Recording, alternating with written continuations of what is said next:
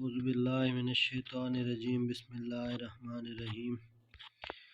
ناظرین، آج ہم کو ایک سوال کا جواب بتائیں گے کہ مشت زنی کے بارے میں کیا حکم ہے اور اس کا علاج کا کیا طریقہ کار ہے۔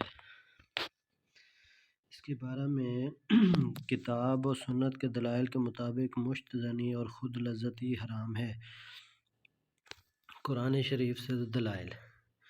ابن کثیر رحمہ اللہ تعالیٰ کہتے ہیں کہ امام شافعی اور ان کی موافقت کرنے والے علماء کرام نے ہاتھ سے منی خارج کرنے کے عمل کو اس آیت سے حرام قرار دیا ہے۔ فرمان باری تعالیٰ ہے کہ والذین هم لفروجہم حافظون الا علی ازواجہم او ما ملکت ایمانہم، اور وہ لوگ جو اپنے شرمگاہوں کی حفاظت کرتے ہیں ما سوائے اپنی بیویوں کے یا لونڈیوں کے جن کے وہ مالک ہیں۔ امام شافعی کتاب النکاح میں لکھتے ہیں کہ جب مومنوں کی صفت یہ بیان کر دی گئی ہے کہ وہ اپنی شرمگاہوں کو اپنی بیویوں اور لونڈیوں کے سوا کہیں استعمال نہیں کرتے، اس سے ان کے علاوہ کہیں بھی شرمگاہ کا استعمال حرام ہوگا۔ پھر اللہ تعالیٰ نے اسی بات کی مزید تاکید کرتے ہوئے فرمایا کہ فَمَنِ ابْتَغَىٰ وَرَاءَ ذَٰلِكَ فَأُولَٰئِكَ هُمُ الْعَادُونَ، چنانچہ جو شخص اس کے علاوہ کوئی اور راستہ تلاش کرے تو وہی لوگ زیادتی کرنے والے ہیں۔ اس لیے مردانہ عضو خاص کو صرف بیوی اور لونڈی میں ہی استعمال کیا جا سکتا ہے، اس لیے مشت زنی حلال نہیں ہے۔ واللہ عالم۔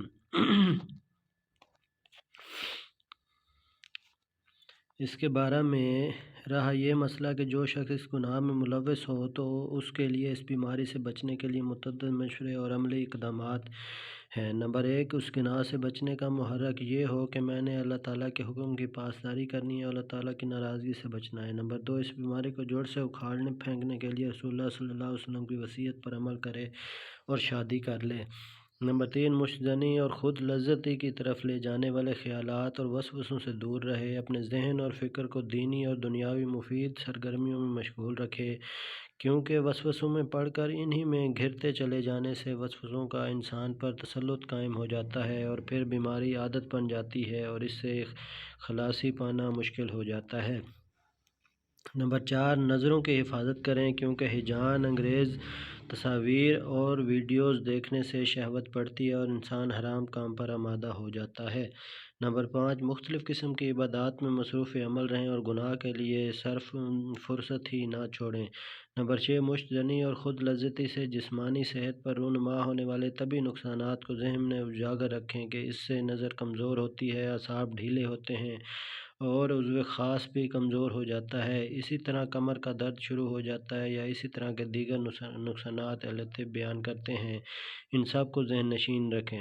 نمبر 7، اپنے آپ کی دی گئی غلط تسلیوں سے دور رہیں، کیونکہ کچھ نوجوان یہ سمجھتے ہیں کہ اپنے آپ کو زنا یا لواط سے بچانے کے لیے خود لذتی جائز ہے، حالانکہ ایسا بھی ہو سکتا ہے کہ انسان زنا یا لواط کے قریب جا ہی نہ سکتا ہو۔